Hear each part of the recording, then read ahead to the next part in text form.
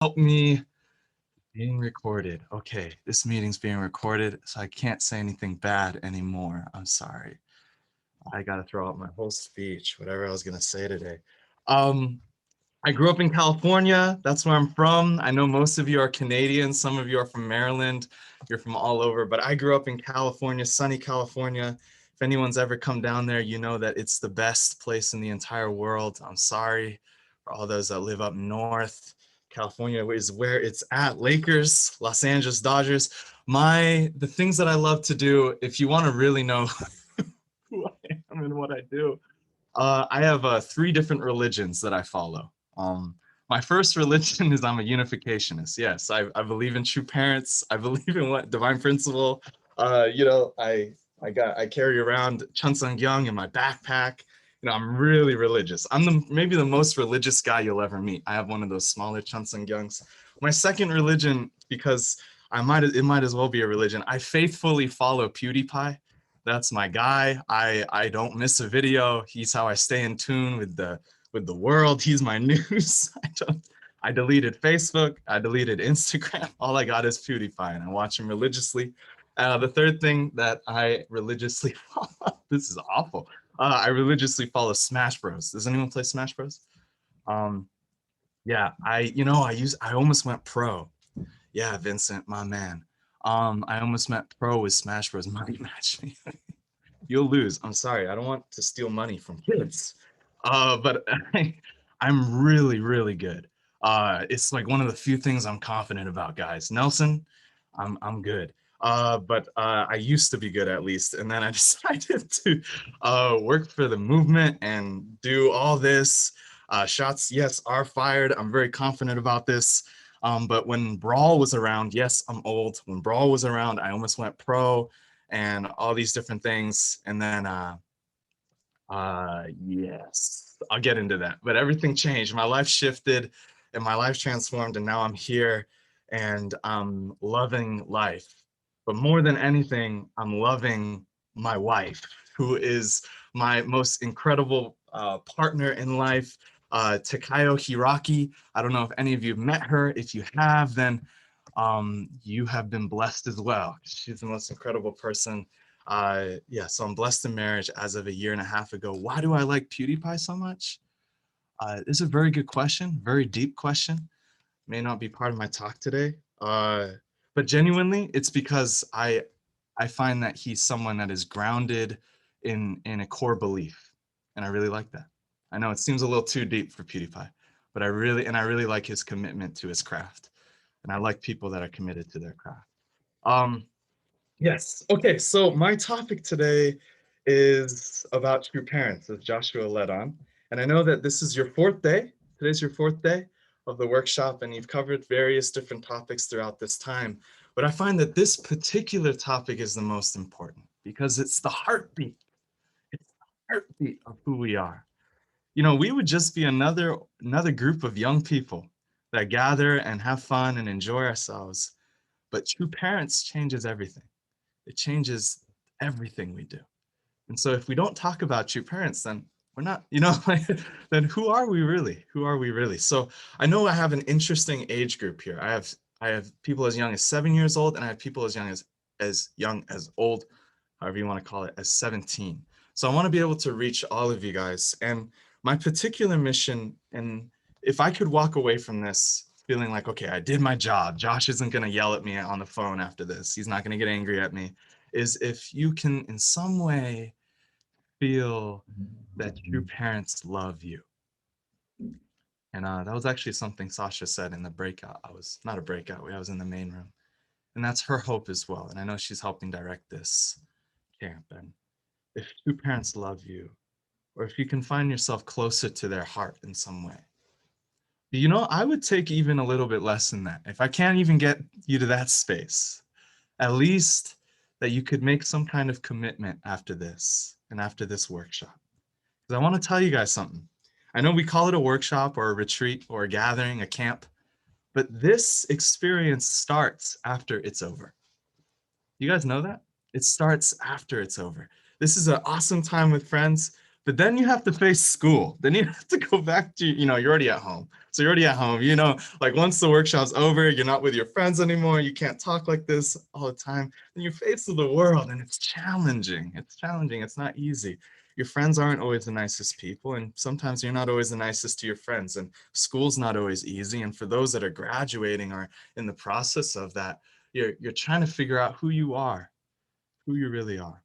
And so, what I want to share with you today is my journey in discovering who I am as a person. And I wanted to play a video first, but I'm going to leave that to the end. I'm actually going to leave it to the end, Sasha. I'm going to share a video that really moves my heart about true parents. But in the meantime, before that point, I want to share just my journey in discovering how true parents love me. And so, I want you to write something down. Do you guys have a pen and paper? Hope you all do. If you don't, it's okay. If you have a good mind, it's fine. But I feel like a pen and paper helps. And you guys ever heard of foundation of faith? Foundation of faith. We talk about this a lot. It's important to have faith. It's important to have faith. Well, I want to talk about the foundation of the foundation of the foundation of the foundation of the foundation of the foundation. Are you guys writing this down? Of the foundation of the foundation. Hey, Kalina, you writing this down? Foundation of the foundation of the foundation. Agnes, are you writing all this? How many foundations was that? You got that down on paper? Foundation of the foundation of the foundation of faith, Jacob. The foundation of the foundation of the foundation of faith. And that's a simple word that I actually want you to write down. 3, for like 8, 10. And that's write down the word gratitude. Write down the word gratitude. Because the only way that you're going to feel close to true parents is if you recognize and feel grateful for how they loved you. And you may not even know how they have. And I hope my experience can be a little bit of an eye opener of how they have. You may have never met true parents. Who here has actually met true parents? I see just some of the older folk, the real old folk, like the Daniels. Not very many people. I actually had a chance. Bia, you met your parents? Amazing. Um, um, my dad. I didn't meet true father. Um, but my dad once singed in front of true father. Uh, that's amazing. My dad never, my dad never sang. That's amazing, Via. That's so beautiful that our parents and some of our older people have had a chance to meet with true father, true mother. And I'm one of those people that has met true mother. I actually shook her hand. You know, I haven't washed this hand since. It's just mucky. It's just dirt. It's just the dirtiest hand shaking all these people. You're blessed. No, I definitely watched my hand. I shook her hand. I gave her flowers. I actually sang a song for her too. It was okay. I have to admit, the song that we sang for True Mother may have been the worst music she has ever heard in her existence. It was the worst. We were all, you can't be more of a disaster than me. Oh my God. We were trying to sing. We were standing in front of her. We were all 120 of us, and we were trying to sing, and we all started to cry. We're all crying. So we closed our eyes, which means we weren't watching the director. So we weren't following the cues. So we were all singing different verses. It was a Korean song. None of us are Korean. We were all over someone was singing Japanese. I heard American in there. I heard the English language in the Korean song somewhere. We were all over. And mother was just sitting there and she had the straightest face, just, oh. It was the worst. But afterwards, she spoke to us and she was sharing, how moved she was. And people that meet your mother, that she's not the most she doesn't express herself often. So the smallest amount. And what we found out later was there was someone next to her, and actually she wasn't smiling because the entire time we were singing the worst song we could possibly ever sing. The worst. That she was crying the whole time. And the person next to her, who was actually one of my mother-in-law, um, was watching those tears flow down her eyes. And that whole time I thought we had failed. Yeah, it's just like, oh God, we're never getting invited back. Um, and that was a moment where I realized, wow, she has so much love, especially for you, especially for you. So I want to get back to that point, gratitude. And I want you to write next to that something, okay? Write discovering true parents' love for me, okay? Discovering true parents' love for me. Gratitude. Discovering true parents' love for me. So my story, and I'm just gonna take a few minutes. I'm not gonna go too long. I don't want you guys. You don't need to listen to me anymore. You guys have had a lot of workshops, a lot of talks, but I'll keep it short. Who uh who here enjoys running? Um, enjoys athletics. Some of you enjoy the run to the fridge. I get it. That's an athletic. I understand. Video games. I'm already part of that crew. I already introduced myself as that guy. I fell in love with running. Running was one of my loves. My back's like broken now.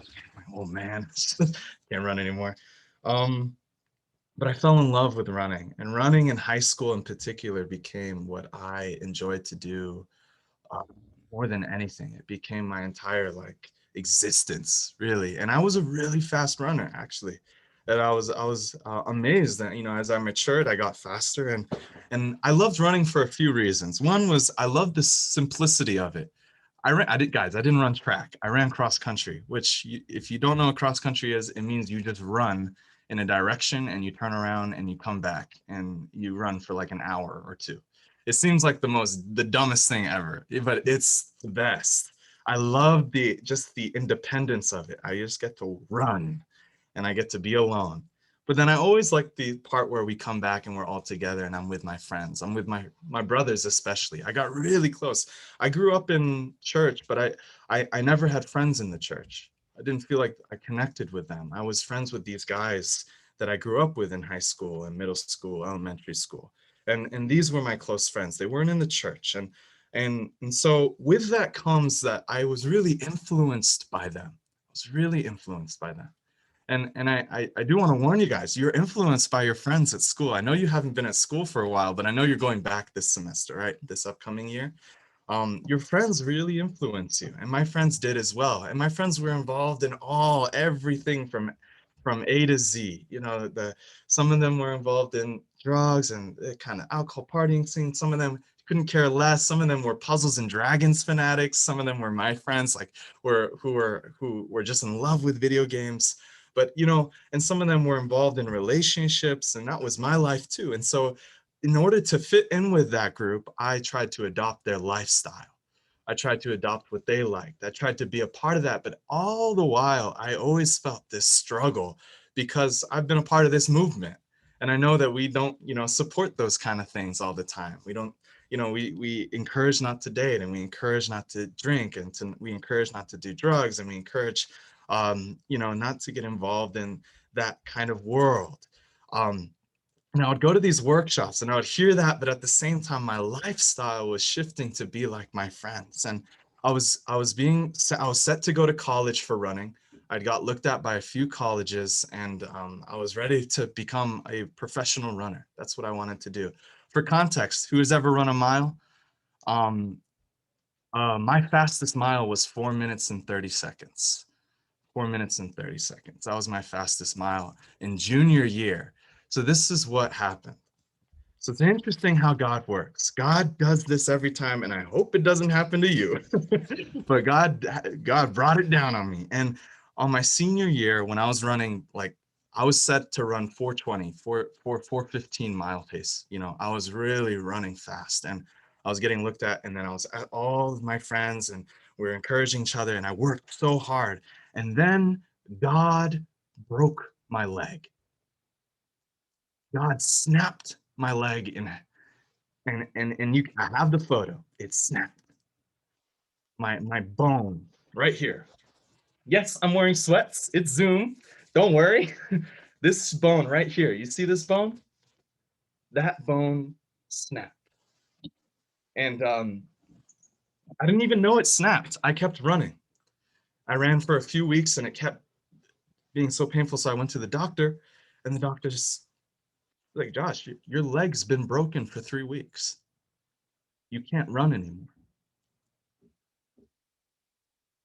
And you imagine you guys love something, right? And when mom and dad or someone takes that away from you, that feeling, you feel empty, you feel nothing. I've loved things that have been taken away from me in my life, people. You feel like something's missing, and running was what I loved. I loved it. It was my value. And God broke my leg. But at that time, I didn't think it was God. I thought it was the universe conspiring against me. And all of my prospects of running fell through. I lost all of my scholarships. And at the same time, I'll just be honest, my girlfriend dumped me. This girl that I had been, anyway, don't do that. All this fell through in my life, and I was left with everything that I thought I loved disappeared, and I had nothing. And I cursed this world. I didn't believe in God at that point. But I cursed this world. Like, why does this happen to me? And so when everything fell through, I kept running, but not in a different way, in a different way. I started to run away from my problems. And the way that I ran away from my problems is I went to GPA. I was like, fine, whatever, dude. I'm just gonna run away from my problems. I'm gonna go GPA, whatever. Like I don't care. I got to GPA. Everyone's super excited about God. Like, oh, it's like workshop feel. Yeah, God, yeah, let's pray. I'm like, get out. What is this? Like, I don't resonate with this at all. Like, gosh, like this is not me. Like, why am I here? Trying to run away from my problems. They're asking me to face my issues. And so I go through GPA, and I'm kind of the guy that, like, you tell me to do something, I'll just do it, whatever, I'll do it. And I'm a runner, so I get the job done. And like I was getting the job done. I was fundraising, doing all this stuff that GPA SDF does, or if you go to Dunn or NGA, I was just doing all this, but I was kind of just going and cruising along for the sake of just doing it because people were telling me to do it, and I didn't want to hurt anyone's feelings. It was almost the same reason why I was running. I just wanted to do it because I had my friends around me, or because it's something that I found value in. It was all about me.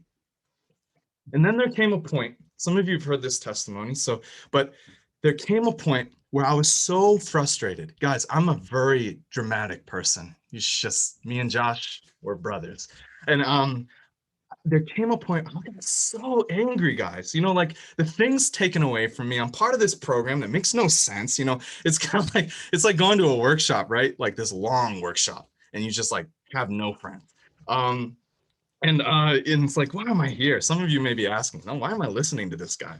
Why am I here? I could be playing games. I could be doing other things. I could be with my friends. I could go get boba. Like I love boba. Fourth religion. But anyway, I got so angry, and I kept hearing these testimonies of these people that were like, yeah, I'm discovering God. I'm discovering my relationship with true parents and divine principle. And they would say all these amazing stories. And I'm like, I'm working so hard to find something in my life. And these guys are finding it they're just finding it. And I'm working harder than them. I'm trying harder. I'm investing more. And I got so angry. It's really selfish thinking. You can imagine, who is this? Like, and okay, dramatic, but bear with me here. I got so angry, I stormed out of the workshop room. This is the beginning of winter. This was November, late November, in the middle of Kansas, which is cold, cold. And you imagine it's like Alberta, just why are you living there, man? Like that's cold. Like it's like cold, cold. And I was out there, and I got so angry, and it was frosty everywhere. And I ran out into the dark, and I ripped off my shirt. I was this angry, guys. I tore off my shirt. I didn't rip it, like it's still wearable. And I started to punch a tree. I started to punch a tree because I was that angry. Gotten to a point, and this was building up over my life. I was trying to find things I love, trying to find things that would make me feel value, feel loved, and it's something I could hold on to. And everything kept being torn away, or it just kept seeming fake. And so I blew up. and I started to punch this tree, and I remember it was painful, but it was like a moment where I was just like, and I dropped down, and I was just like, God, what is it? Like, what do I need to do? And then I put shook obviously I collected myself and I went back inside. And then the person that was my leader at that time, kind of like Josh Fontaine is for you, he walked up to me and said, Josh, we're sending you to Alaska.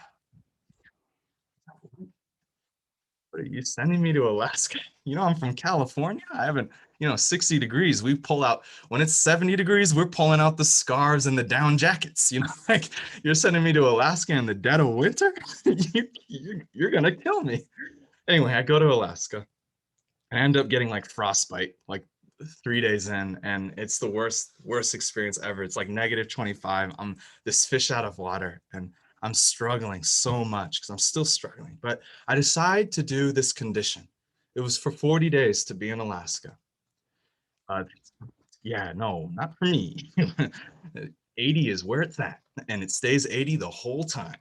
Like it drops maybe to 65, and that's when everyone takes out like the wool socks. And I was like decked in Alaska in 8 layers of clothes, still getting frostbite, and I was just asking God why, like, how did this, how am I here?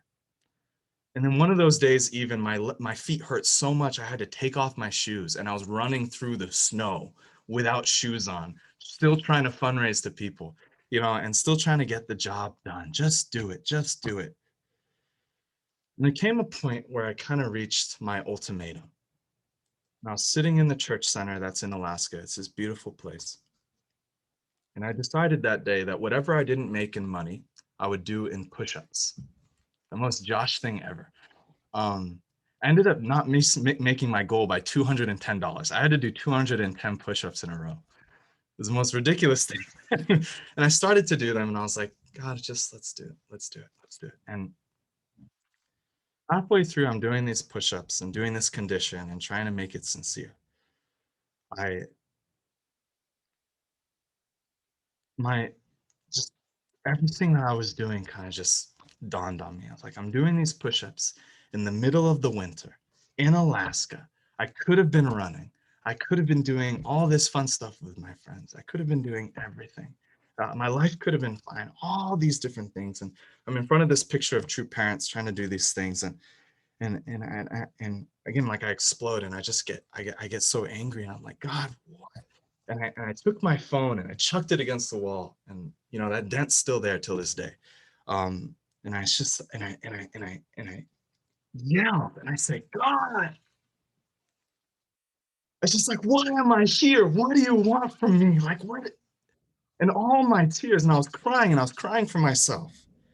And then I look up, and I look up, and I see this picture of true parents. It's this picture of true parents, and they're just sitting there and they're smiling. And true parents' life flashes before my eyes. And I see true father in the prison camp in the dead of winter, piling through the snow, running through the snow and shoveling acid and burning his body. And I see true mother. It's just been her entire life hell-bent on trying to save people's lives, sacrificing everything at 70, 78 years old, running herself almost to death, just trying to reach people and touch their lives. And I see that flash before my eyes, and I look at them, and for the first time in my life, this arrogant Joshua was filled with gratitude because I saw that someone loved me, and that everything that I may be going through is so small compared to what they've been through, and what they've been through for the sake of me, for the sake of you, for the sake of us and this world. And those tears that I was crying immediately shifted. They became tears of gratitude and of just saying thank you. There was a moment when my life changed, and I felt true parents' love. And it all started when God broke my leg. And my life has never been the same since. And from that place, I started to develop my faith. I started to I started to read Hundake. I started to pray. I started to take things seriously and do it with sincerity. And it wasn't easy. And nothing changed fully. It was a process. I began to really try to be grateful for the life that I have. And I really wanted to, give back that which I've been given and make up for all these years of just being so arrogant and so about me. And but why I share that is true parents have been through everything. They sacrificed everything in their life, and if you read their story, you see that. But why did they do that? They did that for you. They did that for me. They did that to fight for us. But oftentimes we don't feel that. We don't see it. And so the process that God has to go through always, and this is where I want to conclude and then bring us into this video, is that in order for God to show us the love of true parents or the love of his love through true parents, God always has to make us feel uncomfortable. Something has to break in order for God to show us that love. Something has to break. And it's not easy. So some of you are struggling with your friends. You're not, it's not to the degree that I really hope God never breaks your leg. I really hope you become that runner. Jinwon, whatever, I hope you're, you don't need to go what I went through. That's my course. But it's as simple as, I struggle to feel my mother's love. I struggle with my parents. I struggle with my friends, or I'm challenged by these things. And if we can see that as God wanting to find a way to help us grow and help us to find something deeper in our life, we're going to be able to find gratitude. And when we find gratitude, that's when we can feel true parents' love. That's the foundation of the foundation of the foundation of the foundation of the foundation. Something has to break. And it doesn't have to be physically. Something about our lives has to break. We have to choose to do something a little bit different. It'll never just happen. Something has to be different. You're attending this workshop for these last 4 days is part of that breaking. You broke your normal schedule. I know Alan did it to avoid his homework, but you broke his normal schedule. You broke your normal schedule. You could be doing other things, but you broke those things so that God could insert something. It's the same way in our life every single day. Sometimes you don't want to do the dishes. Try it. Just commit to doing it. Break your normal habit of just running upstairs or downstairs or over there and doing your own thing. Do the dishes. Take the dog on the walk. Is this just my stuff? I don't know. This is stuff I struggled with when growing up. I was just like, I don't want to do this, but do it. Try it. And feel the gratitude. That's when true parents will love you. And that's been my journey. My testimony has been every time I've grown closer to true parents is when I recognize, wow, they've done so much. They've sacrificed their entire life for me. And I break myself a little bit. I choose to do something a little different. I try to grow. And then I feel true parents' love for me. Um, that's always God's way. That's how God does it. But oftentimes when we face with a challenge, we think it's bad. It's not bad. It's God's opportunity for you.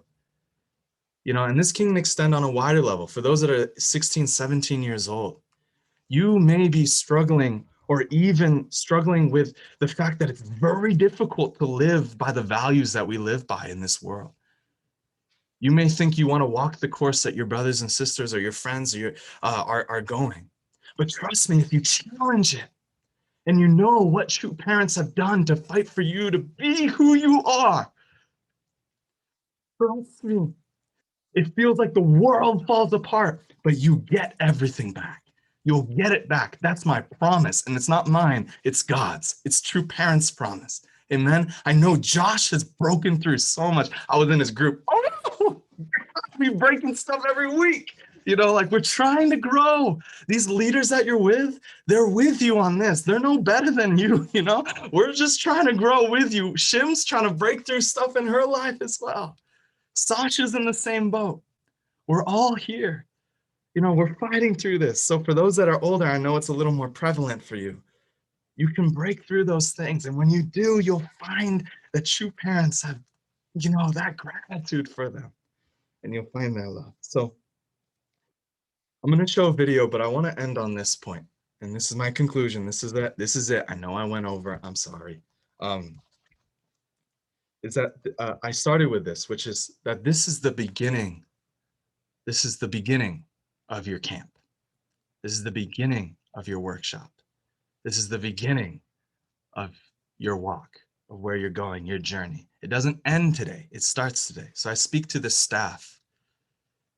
When you agreed to become the staff of this workshop, you agreed to become the staff forever. Daniel, and I say this in front of the young people. When you agreed to do this, you agreed to be their elder brother forever. You didn't know that, or maybe you did. So the goal here is we have to not just stop here, but do something. Do one thing to break your schedule to allow God's love to come in and true parents to find you. Do the 1-minute prayer when you wake up and text Sasha afterwards. Say, hey, Sasha, I did my 1-minute prayer. Wake up and do the 50-second Hindoke. Make it less, 49, read, pull out this one of these bad boys and just read whatever, one paragraph every day. But whatever you do, do it every day. Break your schedule just a little bit every day. And do it with something that matters to God, like prayer and Hindoke. And then text one of your leaders and let them know. And leaders, if they don't text you after they've agreed to do this, Marilyn, after they have agreed to do it, my suggestion is that you don't walk away from this time that you're here without an idea of something you can do to break your schedule and allow God to enter. That's my suggestion. But then leaders, after they agreed to do that, then check in with them every day. Did you pray today? Did you do your 60-second? Did you do your 3-second prayer? I love you. God, thank you, Aju. I tell you, if you break through a little bit, God will take a mile. God will take a mile. And that's been my experience with true parents, 100%. That my thing was so small. My life is so small. True parents want 7.8 billion people. My life is so small. But that small condition, those small decisions, true parents take a mile. And you get soaked in their love. So I want to show you their love. And I think a beautiful way to do it is to see this video. And then I'll end. I don't actually have any discussion questions. Maybe just what came up for you, Sasha. However you want to swing it. Yeah, maybe just what stood out to you, what touched you, or maybe what's one thing you can do to break your schedule, break your leg a little bit, So let me show this video about true parents who are chosen. And maybe it will, their love will soak in a little bit. Sure.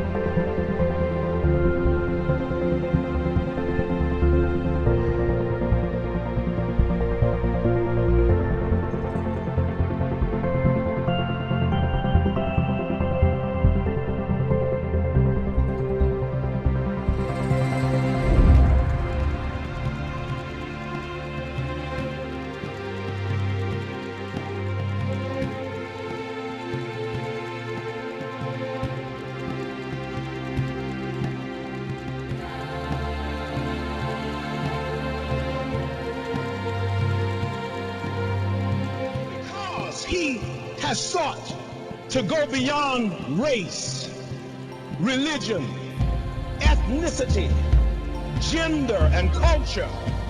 He is perhaps the most misunderstood, misrepresented, maltreated, and maligned person on the face of the earth. But that only is the stuff that makes him love all the more. He loves his enemies. He lives for the sake of others. And no cost is too great in order to bring back the family of God. He has committed his life to restoring us to God's true love, God's true life, and true lineage, so that we look upon each other as brothers and sisters, one family under God.